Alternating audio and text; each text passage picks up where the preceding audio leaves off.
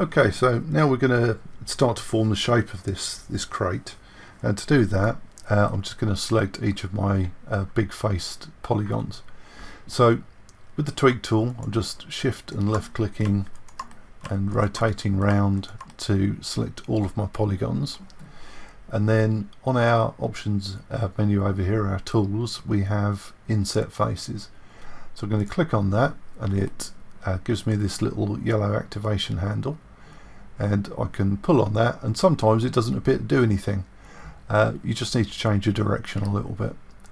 So I'm just going to estimate it there. So that's at nearly 15 centimeters. So let's make it 15 centimeters. There we go.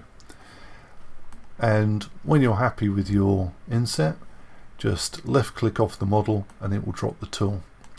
The tool is still active, so if you select something it will give you an option to do it again, but I don't want to do that. I just want you to be aware that that's the case.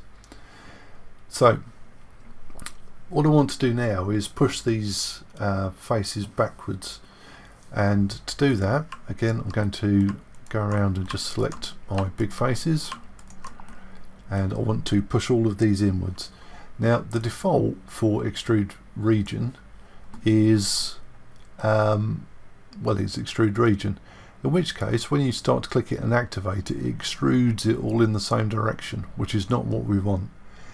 So I'm just going to undo that and click off there. Now with my selection still selected, I'm going to click on the little arrow next to extrude region and pick extrude along normals. Now the normals is the direction the face is pointing. So this face, for example, is pointing along this green line in this direction. This face is pointing along this red line, and the top face is pointing upwards and the bottom face is pointing downwards. So if I now click on that middle yellow line, you'll see it's extruding independently of the selection. It's extruding according to the direction of each polygon.